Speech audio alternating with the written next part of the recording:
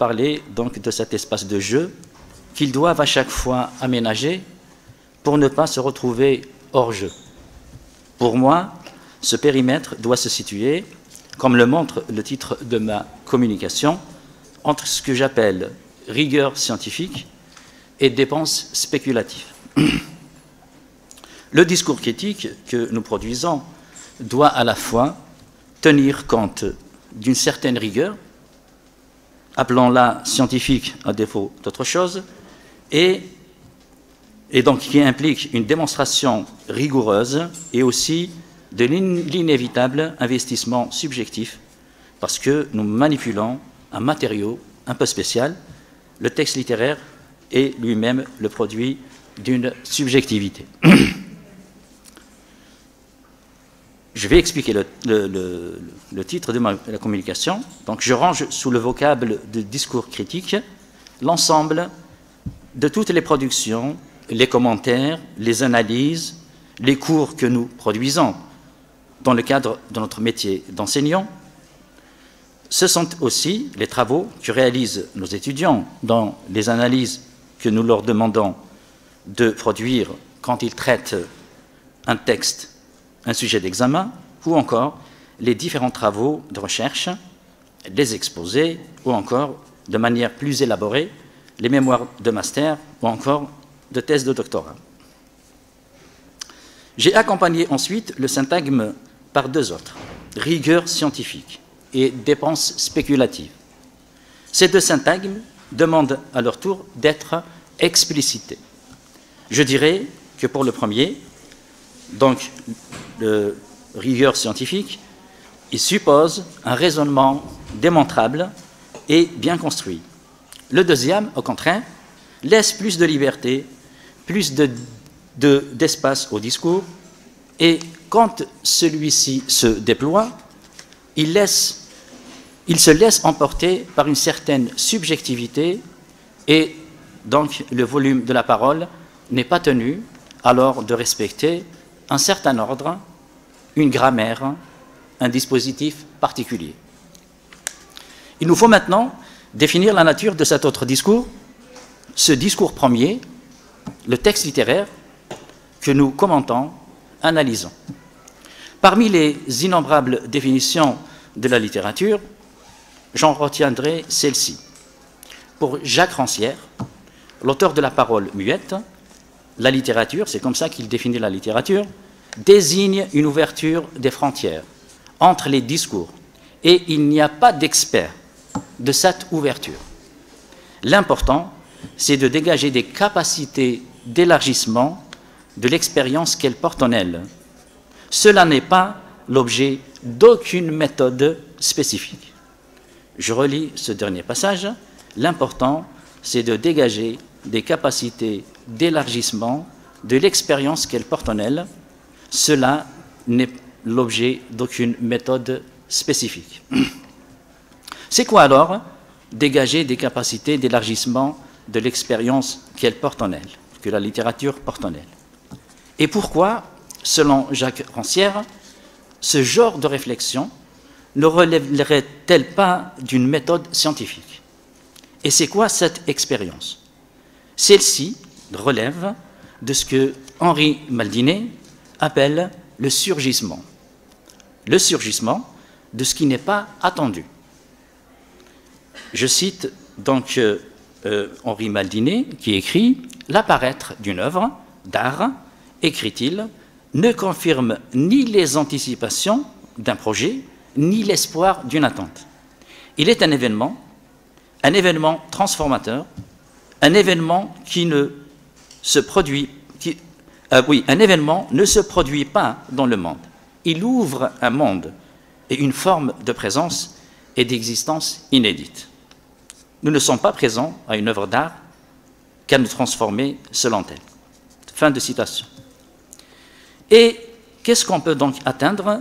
Est-ce qu'on peut donc atteindre cette parole à partir, par exemple, de la poétique, qui ne s'occupe pas réellement du texte, mais plutôt de ce que Gérard Genette appelle l'architecte, ou si l'on préfère, l'architextualité du texte, c'est-à-dire l'ensemble des catégories générales ou transcendantes, type de discours, mode d'énonciation, genre littéraire, etc., dont relève chaque texte singulier. Ça, il le dit dans Palimpseste, qu'il a publié en 1982 aux éditions du Seuil, page 39. C'est ce qui fait donc douter Jacques Rancière quant à la capacité d'une lecture scientifique du texte littéraire. Les raisons de son refus de croire, les raisons du refus de Jacques Rancière de croire à l'exigence d'une théorie de la littérature sont donc doubles. D'une part, la tâche qui consiste à dégager les éléments du langage littéraire participe encore d'une volonté d'un partage des territoires et des activités. D'autre part, l'activité propre du lecteur, sa subjectivité, constitue l'œuvre non en objet d'art, mais en monde. Sur un monde, écrit-il, on ne fait pas de théorie, on fait son propre poème. Le travail du critique, donc du critique philosophe, peut changer de nature. Il élargit les propositions de monde alternatifs que construisent les œuvres. C'est donc toujours aussi un travail d'artiste.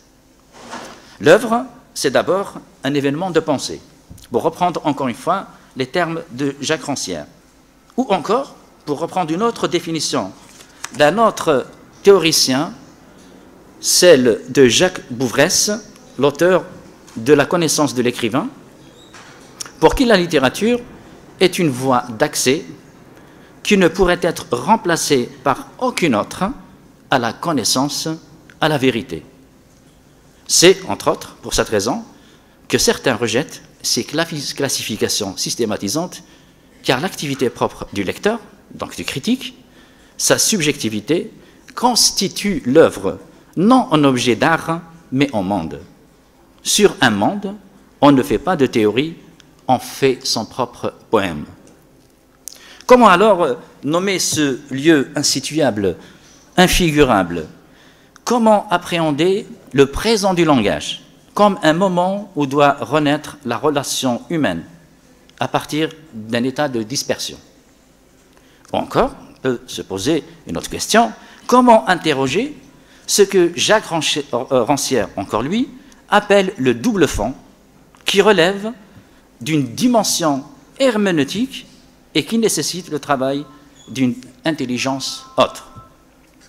Adapter un savoir théorique qui s'appuie sur un métalangage, prenant la littérature pour objet, est une opération risquée.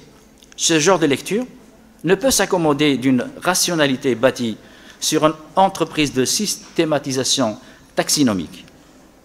C'est ce que l'on reproche souvent aux analyses scientifiques de la littérature, d'accord, c'est-à-dire leur froideur, leur insensibilité et leur caractère totalisateur et systématique. La littérature, ce n'est pas du langage quelconque. Elle porte en elle, elle porte à la parole, écrit le philosophe Jean-Louis Chrétien, ce qu'il y a de plus essentiel dans les événements.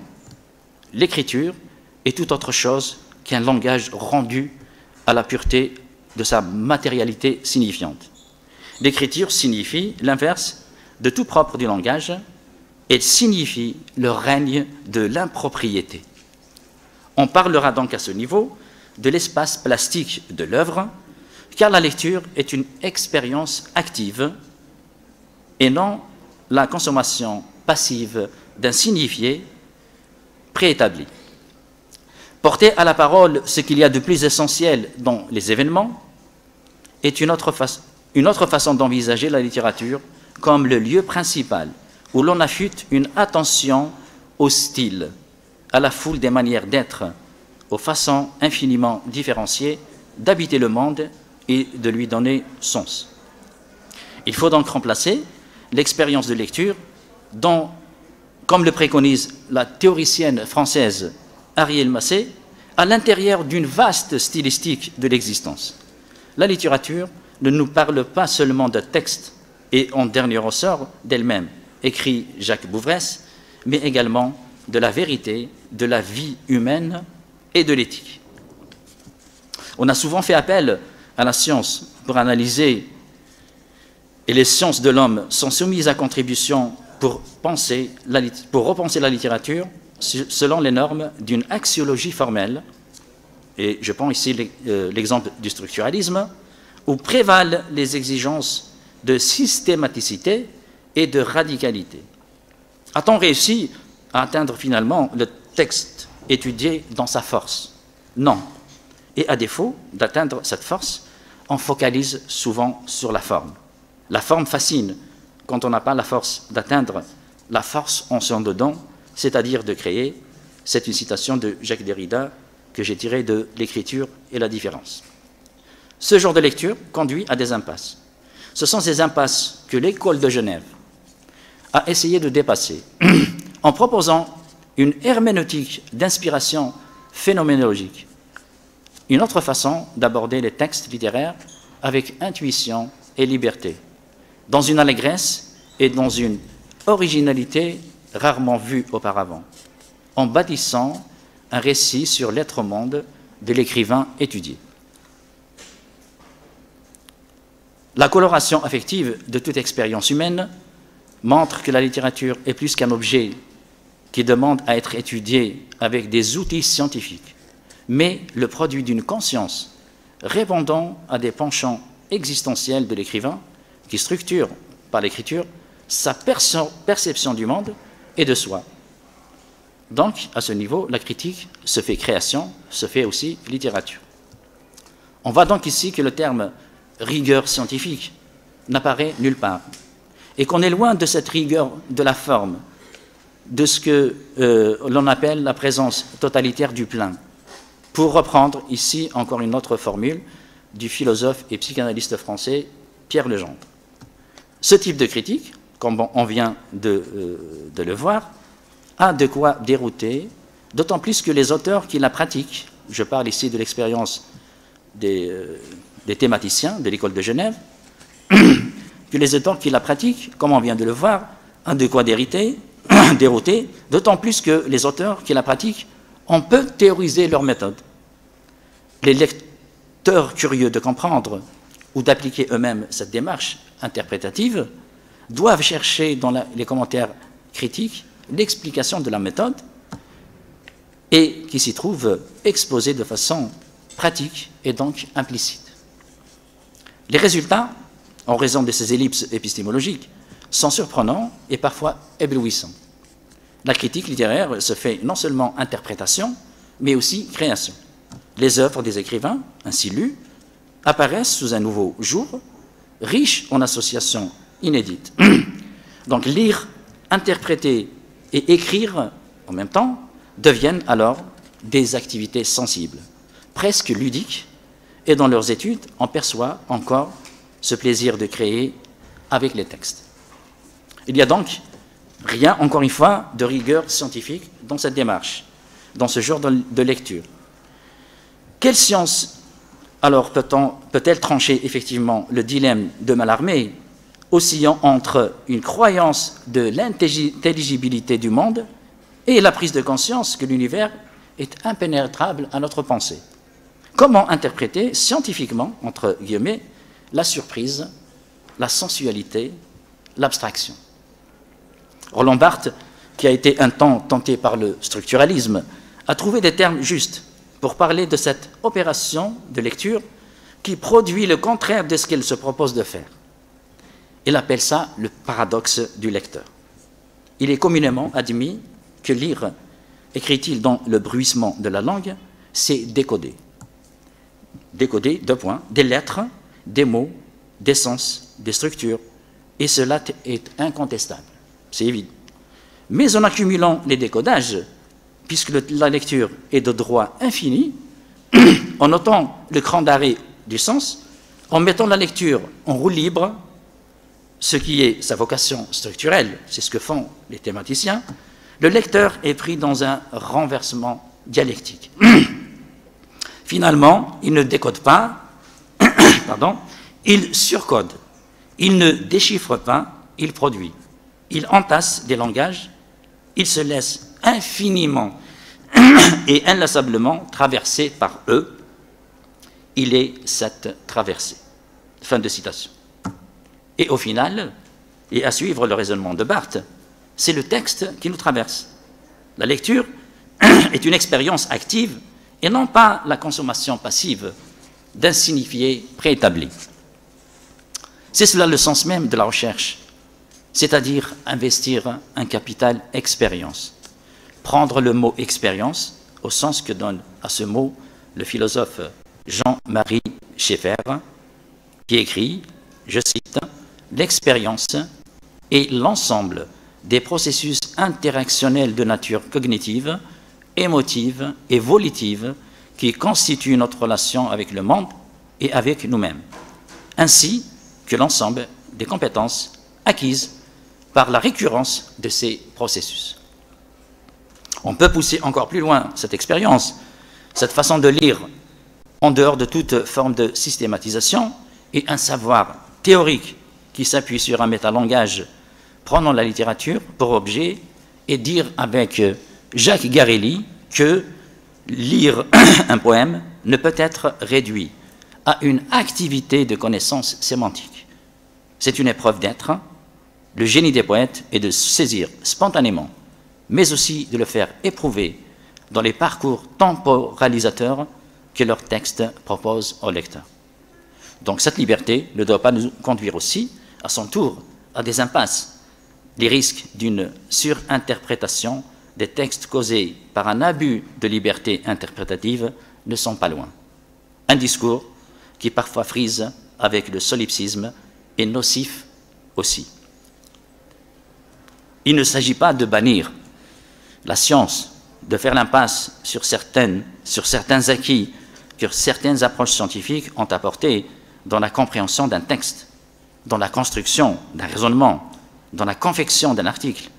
Nous en produisons une quantité durant toute notre carrière. Il faut juste s'appliquer et ne pas tomber dans l'excès de méthode et faire comme le préconise Antoine Compagnon, pour qui, je cite, « théorie ne voudra dire ni doctrine, ni système, mais attention aux notions élémentaires de la discipline, élucidation des préjugés de toute recherche ou encore perplexité méthodologique. » Il faut pour cela, donc, fixer un cadre épistémique qui sortirait en même temps des théories desséchantes et des surinterprétations abusives et sclérosantes, dans ce que Walter Benjamin appelle la surdénomination. La littérature est une manière unique d'aborder le monde et d'entrer en relation avec lui. Par l'art seulement, écrit Proust, dans À la recherche du temps perdu, nous pouvons sortir de nous, savoir ce que voit un autre, de cet univers qui n'est pas le même que le nôtre, et dont les paysages nous seraient restés aussi inconnus que ce qu'il peut y voir dans la Lune. Ce que dit Proust ici peut être dit aussi à propos de la lecture, de la critique. La littérature est une forme, notre façon de faire fonctionner le langage ordinaire, c'est-à-dire laisser passer une possibilité de pensée à laquelle on ne songeait pas au départ. Voici, à mon sens, ce que doit comporter donc une publication, d'accord, ou bien un discours critique. Et je reprendrai encore une fois la proposition de Jacques Rancière, qui voit en la littérature le lieu d'une intensité dont il faut à la fois nourrir son écriture et différencier sa pensée. Si la lecture ne doit pas se faire dans un cadre desséchant et ne doit pas aussi être envisagée selon une conception essentialiste qui exigerait de l'approche attendue de se faire à distance de la production sociale et de la conflictualité historique. Personnellement, c'est comme ça que je vois le problème. Ma conception donc de la lecture du texte littéraire prend aussi en compte les limites de cette approche qui tendrait à sacraliser la littérature et à en faire l'alpha et l'oméga du savoir. La première tâche d'un chercheur en littérature est de définir les attentes, de distinguer les enjeux, de fédérer les champs de savoir. Une pensée en acte doit établir des ponts épistémologiques, des passerelles cognitives, afin de mieux cerner, pour mieux les distinguer, des enjeux de toutes sortes, et nous aider, pour ainsi dire, à maintenir la circulation du sens dans ce que Michel Serres appelle le grand récit du monde. La littérature est un exercice de pensée, la lecture une expérimentation des possibles, nous dit Antoine Compagnon dans sa leçon inaugurale. Lire et produire un discours critique, c'est cheminer et ouvrir des chantiers sur les lieux mêmes du désarroi et de l'impuissance. C'est une autre façon de retirer, considérer la réalité qui suppose un rapport différent au langage, un moment du procès par lequel la subjectivité parvient à sa réponse et s'atteint dans celle-ci. Il s'agit donc à la fois d'un renouvellement du regard et du langage par lequel ce même regard se soutient et ne peut édifier l'intériorité dont elle procède qu'à condition de ne pas s'assujettir au signifié dont les mots sont porteurs dans l'universel reportage, qu'à condition de suspendre dans son usage paradoxal des mots les significations constituées par l'assentiment du monde et de son règne. Lire, c'est désirer un texte, c'est désirer le texte, le rendre désirable, développer une pensée singulière et exigeante, qui refuse les généralités et les surplans totalisateurs. C'est épouser les rythmes et les secousses auxquelles est soumis le jeu lyrique, qui se dilue dans une multiplicité d'instances perceptives. La lecture est déconstructrice du désir d'écrire, écrit Barthes, mouvement tout tendu vers ce quelque chose d'inaccessible à la science. Lire, c'est accueillir le surgissement de ce qui n'est pas attendu. Et c'est à partir de cet écart, cet espace indéterminé, que doit parler le lecteur, le critique du texte littéraire. Telle est la tâche d'un lecteur, d'un critique, celle de retrouver ce monde qu'ouvre l'œuvre littéraire, l'accueillir et se prêter au jeu de la transformation qui transforme et le monde et le lecteur. Peut-on espérer ainsi, à ce niveau d'implication et de tension, retrouver l'impérieux besoin de sens et d'exégèse que requiert toute entreprise sérieuse de production sémiotique, qui nous invite à prendre plus de risques, à mettre fin au péril de l'anomie des modes de production et des lexiques rationalisants. La parole poétique, grâce à la dilatation qu'elle provoque dans l'espace sémantique, produit un surcroît d'existence et élargit du coup l'espace du pensable et notre propre espace ontologique. Parler du travail vivant de la poésie, porter cette ambition au discours, c'est désigner la littérature comme l'acte propre de la vie humaine, comme le fer même en lequel cette vie consiste, comme l'édification par excellence de son être de vie. Alors, pour conclure, je dirais donc que pour insérer tout ce que je viens de développer dans la rédaction d'articles destinés à être publiés, dans des revues, encore d'intervention dans les colloques, c'est donc aménager un espace de jeu dans lequel il faut à la fois prendre en compte un certain nombre de concepts qui peuvent nous aider dans un premier temps, si vous voulez, à rentrer dans l'œuvre, et c'est aussi se permettre, se donner plus de liberté dans l'interprétation, sans tomber bien sûr dans ce que j'ai appelé tout à l'heure la surinterprétation, ou ce que Walter Benjamin appelle la surdénomination. Voilà, je crois que j'ai dit l'essentiel de ce que j'avais à dire, et je vous redonne la parole. Merci.